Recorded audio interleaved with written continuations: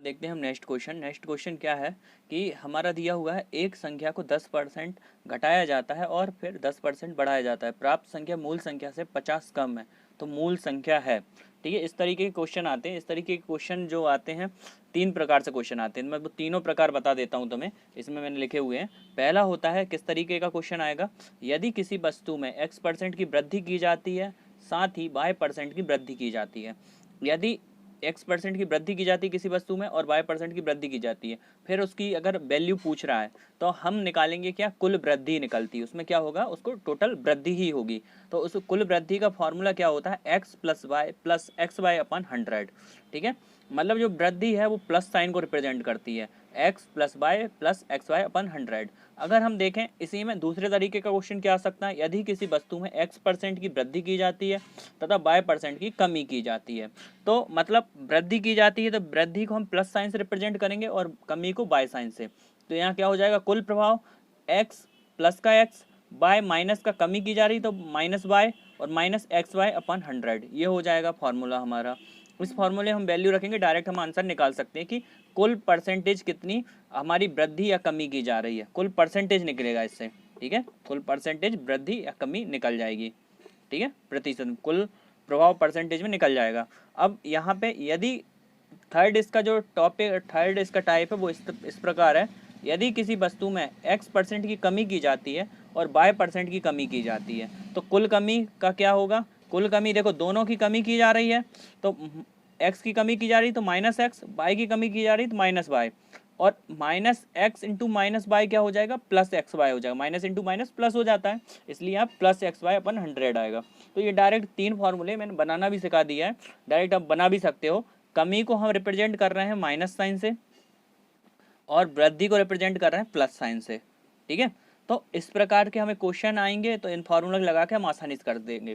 ठीक है, तो हम क्वेश्चन देखते हैं। इसके बाद हमारा क्वेश्चन क्या कह रहा है, एक संख्या को पहले 10% घटाया जाता है और फिर 10% बढ़ाया जाता है। तो देखो, पहले घटाया जा रहा है फिर बढ़ाया जा रहा है, मतलब पहले कमी हो रही है फिर वृद्धि हो रही है। तो प्राप्त संख्या मूल संख्या से 50 कम है तो मूल संख्या क्या होगी। हमारी ये ऑप्शन दिए हुए हैं, हम मान लेते हैं हमारी जो संख्या है इसके दो मेथड से बता दे रहा हूँ, एक फार्मूले से एक नॉर्मल।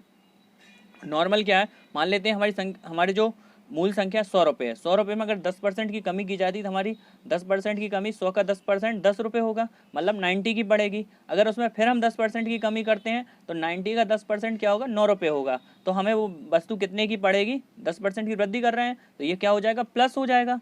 तो ये 99 की वो वस्तु पड़ेगी। ठीक है, टोटल पहले 100 रुपये की वस्तु थी, अब 99 की पड़ रही है। पहले 10% की कमी की है फिर 10% की वृद्धि की है, मतलब टोटल कितने का डिफरेंस आया, 1 रुपये का डिफरेंस आया, मतलब टोटल 1 रुपये कम हुआ है। और हमें यहाँ क्या लिखा है, प्राप्त संख्या मूल संख्या से 50 कम है। ठीक है, प्राप्त संख्या मूल संख्या से 50 कम है, लेकिन हम अगर 100 के रिस्पेक्ट में देखें तो हमारी ये 99 कितना, 1 कम है, मतलब 1 के इक्वल टू 50 है। तो हमारी मूल संख्या 100 थी तो 100 के इक्वल टू कितना हो जाएगा, 5000 हो जाएगा। ठीक है, 100 इंटू 50 कितना हो जाएगा, 5000 हो जाएगा। ये समझ में आया। इसके बाद हम नेक्स्ट देखते हैं इसी को मेथड नंबर 2 से, मतलब इसको फार्मूले से कैसे करेंगे।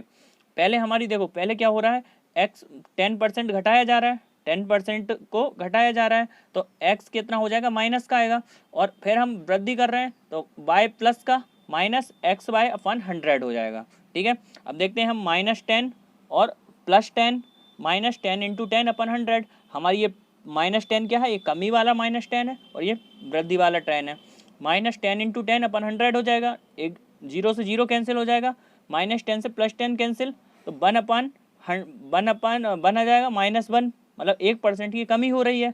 माइनस का आया है, मतलब ये माइनस साइन किसको रिप्रेजेंट कर रहा है, मतलब कमी हो रही है, हमें टोटल क्या हो रही है, कमी हो रही है। तो 1% इक्वल टू कितना हो जाएगा, 50 रुपीज़ हो जाएगा, मतलब 1%। उसने बताया ही हमें प्राप्त संख्या मूल संख्या से 50 कम है और हमारी कितनी कमी हो रही है, 1% की कमी हो रही है। 1% इक्वल टू 50 और हमारी मूल संख्या कितनी होगी, 100% होगी हमेशा। तो 1% इक्वल टू 50 तो 100% इक्वल टू कितना हो जाएगा, 5000 हो जाएगा। ठीक है, मतलब 2 जीरो बढ़ जाएंगे, यहाँ भी 2 जीरो बढ़े थे, यहाँ भी 2 जीरो बढ़ जाएंगे। यहाँ पे डायरेक्ट 100 इंटू 50 करके कर सकते हो, तो ये क्या आ जाएगा, हमारा 5000 हो जाएगा।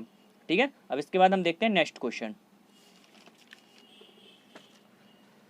देखो नेक्स्ट क्वेश्चन क्या कह रहा है, अगर किसी स्कूल में 70% लड़के हैं, छात्र लड़के हैं और लड़कियों की संख्या 504 है तो हमें लड़कों की संख्या बताना है। ठीक है। हम मान लेते हैं स्कूल में 100 छात्र हैं, मतलब 100% छात्र हैं, उसमें 70% क्या हैं, लड़के हैं, मतलब बॉयज़ हैं, और 30% लड़कियां हैं। हमें दिया हुआ है जो लड़कियों की संख्या है 504, मतलब 30% इक्वल टू 504। तो हम यहाँ से निकाल लेते हैं 1%। अगर 30% इक्वल टू 504 है तो 1% इक्वल टू क्या हो जाएगा, 504/30। ठीक है। अगर इसको 504/30, अब इसको यहाँ डिवाइड करने की जरूरत नहीं है, क्योंकि डिवाइड करोगे टाइम लगेगा। हम डायरेक्ट निकालेंगे। क्या पूछा है उसने, लड़कों की संख्या कितनी होगी, लड़कों की संख्या कितनी, 70% है। 1% इक्वल टू है कितना हमारा, 504/30। तो 70% इक्वल टू क्या हो जाएगा, 504/30 इंटू 70। इसको हम सॉल्व कर देंगे, हमारा एक जीरो से एक जीरो कैंसिल हो जाएगा, 3 से इसको कैंसिल करेंगे 168 आ जाएगा, 168 इंटू 7 करेंगे हमारा 1176 आ जाएगा। ठीक है। तो हमारा आंसर बिल भी ए सही हो जाएगा। अगर इसमें ये भी पूछ सकता था कि उस स्कूल में टोटल छात्रों की संख्या कितनी है, अगर वो पूछता टोटल छात्रों की संख्या कितनी है तो टोटल छात्रों की संख्या कितनी होती, 100% होती। तो 1% इक्वल टू इतना है, तो 100% इक्वल टू कितना हो जाएगा, 504/30 इंटू 100। इसको सॉल्व कर देंगे तो ये हमारा आंसर हो जाएगा। ये आ जाता हमारा कुल छात्रों की संख्या आ जाती, कुल छात्रों की संख्या आ जाती। अगर कुल छात्रों की संख्या पूछी जाती तो ये आ जाती क्या, कुल छात्रों की संख्या आ जाती। ठीक है। इस तरीके से हम इस क्वेश्चन को बहुत ही आसानी से कर सकते हैं। ठीक है। इसके बाद नेक्स्ट क्वेश्चन देखो। हाँ, एक मिठाई का डिब्बा ए और बी के बीच के अनुपात में वितरित किया जाता है, 3:4 के अनुपात में वितरित किया जाता है। यदि ए को 36 मिठाइयाँ मिलती हैं तो कुल मिठाइयों की संख्या क्या होती। ठीक है। हमसे पूछा है ए और बी के बीच में अनुपात कितना, 3:4 है। ठीक है। ए को कितनी मिठाई मिल रही, 36 मिठाइयाँ मिल रही हैं। बी की मिठाइयाँ हमें बताना है। हम मान लेते हैं ए को 36 मिठाइयाँ मिल रही हैं, बी को एक्स मिलेंगी। हम और एग्जाम्पल मान लेते हैं एक्स मिठाइयाँ मिलेंगी। तो हमें देखो ए को अगर 36 मिठाइयाँ मिल रही हैं और रेसो में देखा तो 3 रेसो मिल रहा है, मतलब 3 रेसो इक्वल टू क्या है, 36 है, मतलब 36 है। 3 रेसो इक्वल टू क्या है, 36 है। देखो ए का रेसो कितना है, 3 है, और बी का रेसो 4 है, और ए को 36 मिठाइयाँ मिल रही हैं, मतलब 3 रेसो इक्वल टू क्या है, 36 है। तो एक रेसो इक्वल टू क्या हो जाएगा, 36 डिवाइडेड बाय 3, मतलब 12×3 = 36, मतलब एक रेसो इक्वल टू 12 आ जाएगा। हमसे क्या पूछा है उसने ऊपर हमारे क्वेश्चन में, तो कुल मिठाइयों की संख्या क्या थी, कुल मिठाइयों की संख्या कितनी थी, कुल मिठाई जितना रेसो का सम होगा उतनी ही मिठाइयों की मिठाई होंगी।